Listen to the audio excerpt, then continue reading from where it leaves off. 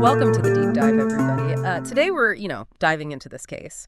And it's really good. I think it's going to leave you chilled, honestly, chilled to the bone. It's the disappearance of Rachel Vaughn. And, on the surface, you look at her life and you think, wow, this is picture perfect, right? 28 years old, beloved elementary school teacher, right here in Charleston, engaged, everything going for her. And then one day she's just gone. Yeah, it's one of those classic vanishing acts that just initially seems utterly baffling. I mean, there's no forced entry. Her car is still there, purse, phone, all untouched. The apartment door was even locked from the inside. It's almost like she stepped out of her own life. But, as we kind of dig deeper into the source material that you provided, there are these subtle hints, right, that something was very, very wrong in Rachel's world. Like, for instance, her friends noticed some changes in her behavior in the weeks leading up to her disappearance. Oh, yeah, absolutely. She had become much more withdrawn. Right. And it seemed like she was constantly looking over her shoulder. She even started taking these really extreme security measures, like changing her locks, sleeping with her bedroom door bolted shut. It's like she sensed danger, right, lurking nearby, but just couldn't quite put her finger on it, on the source.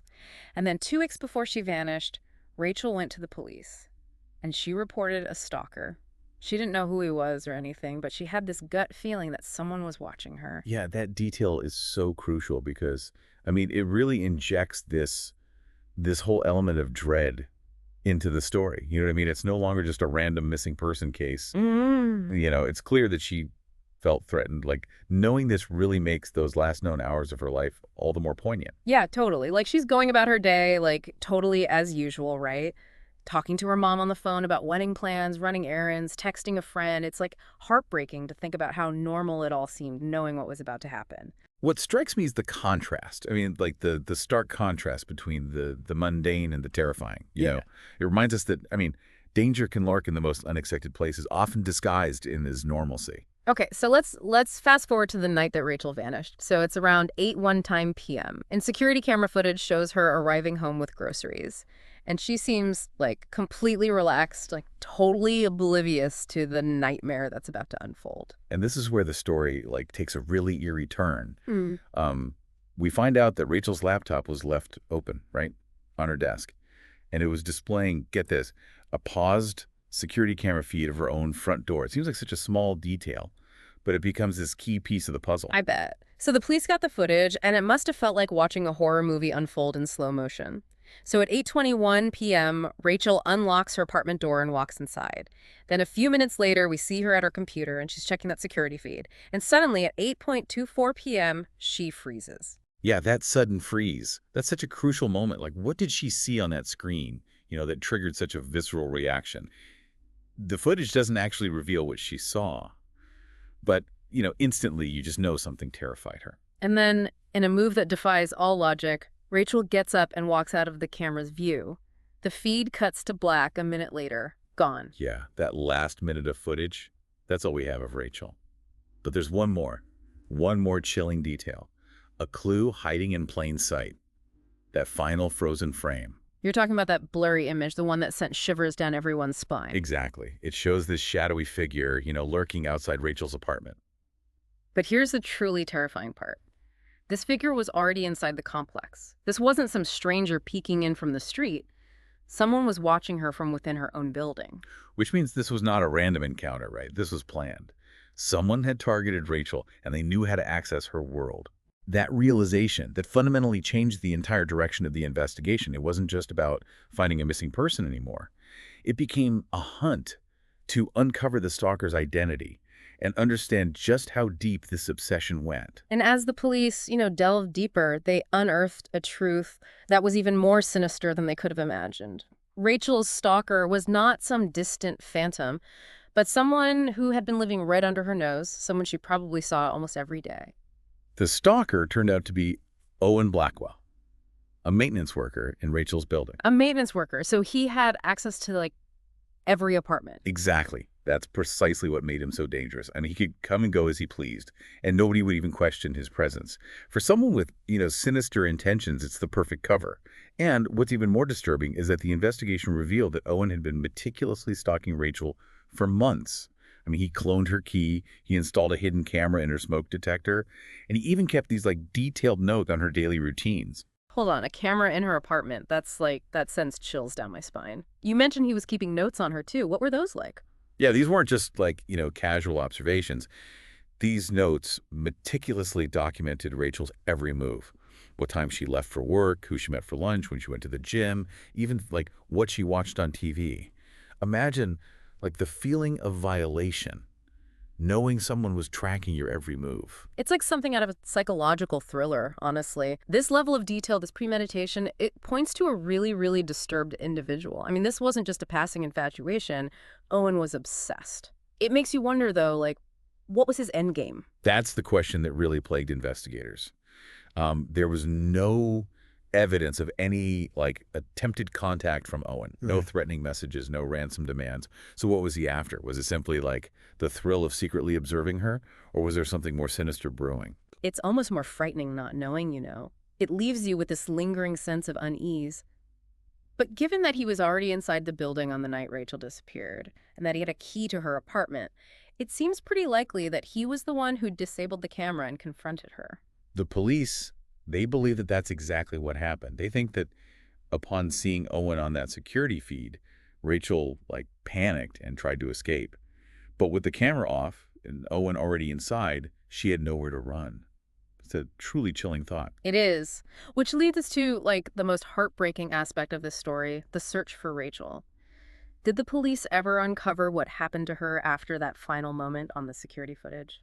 The search, it took a very dark turn when the police searched Owen's apartment. They found a collection of really disturbing evidence that kind of painted this grim picture of what might have transpired. What kind of evidence did they find? Well, they discovered some of Rachel's belongings, like clothing, jewelry, personal items that were missing from her apartment. Even more unsettling were handwritten notes detailing Rachel's daily schedule, screenshots of her social media posts, and get this, thousands of photos just taken of her without her knowledge. That's horrifying. It seems like he had become completely consumed by this perverse fantasy world where he had total control over her.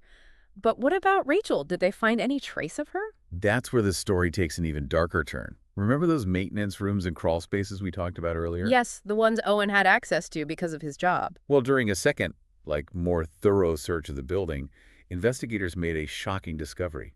A hidden trapdoor in one of the maintenance rooms. A trapdoor? You're kidding, right? That sounds like something straight out of a horror film. It sounds unbelievable, but it's true. The trapdoor led to this network of narrow crawl spaces that ran beneath the entire apartment complex.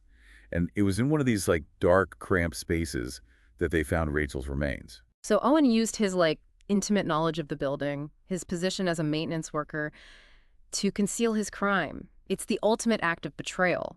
He was hiding in plain sight, trusted by the residents, all the while harboring this dark secret. It's a terrifying reminder that evil can wear many faces, that even in seemingly safe and familiar environments, we're not always as protected as we think. And the most unsettling part is, Owen's motive remains a complete mystery. We may never truly understand what drove him to commit such a horrific act. This is a tough one to process, honestly. It makes you question who you can trust, even in your own home. It's also a stark reminder that we need to be aware of our surroundings and we can never, ever ignore our instincts. Yeah, it really shakes your sense of security, doesn't it? You think you're safe in your own building and then something like this happens. Exactly. And it makes you wonder, how many other people out there are living with that same unsettling feeling, right? That something's not right, that they're being watched. How many Rachels are there who they don't know where to turn? That's why it's so crucial to raise awareness about stalking and the impact it has on victims. It's often a silent crime. Hidden in plain sight. And it can be incredibly difficult for victims to come forward, and ask for help. Especially when the stalker is someone like Owen, right? Who is so methodical and careful, covering his tracks every step of the way. No physical evidence, no direct threats. It was all psychological. A game of control and manipulation. And that's precisely what makes these cases so difficult for law enforcement. Stalking is often a pattern of behavior, a series of seemingly harmless actions that when you take them all together, they create this atmosphere of fear and intimidation. It's not always easy to prove in court. So what can we do? How can we protect ourselves and our loved ones from becoming victims of stalking? It feels like a threat that can come from anywhere. Well, the first and most important thing is to trust your instincts. Like if you have a gut feeling that you're being watched or followed, or if someone's behavior is making you uncomfortable, don't ignore it. Mm. Report it to the police, Uh, even if you don't have concrete evidence. What about like practical steps we can take in our daily lives? What kind of advice would you give to someone who's concerned about their safety? Being vigilant about personal security is key. Like simple things, right? Like being aware of your surroundings, changing up your routines, letting people know where you're going. These can all help deter potential stalkers. And, in today's digital world, we also need to be mindful of our online presence. Be cautious about what information you share on social media and be wary of anyone who seems to know a little too much about your life. It's a lot to think about, but Rachel's story is a huge wake-up call. We can't afford to be complacent when it comes to our safety. Absolutely. We need to arm ourselves with knowledge, take proactive steps to protect ourselves, and never be afraid to speak up if we feel threatened. Knowledge really is power in these situations. So as we wrap up this deep dive into the unsettling case of Rachel Vaughn, we want to leave you with one final thought. What steps can you take, like today, to enhance your own safety and awareness? It could be something as simple as, double checking your privacy settings on social media, or as significant as installing a security system in your home. Every little bit helps. The key takeaway here is to be proactive and informed. Because in these situations, knowledge can truly be the most potent weapon against fear. And remember, you're not alone. If you or someone you know is experiencing stalking or harassment, there are resources available to help.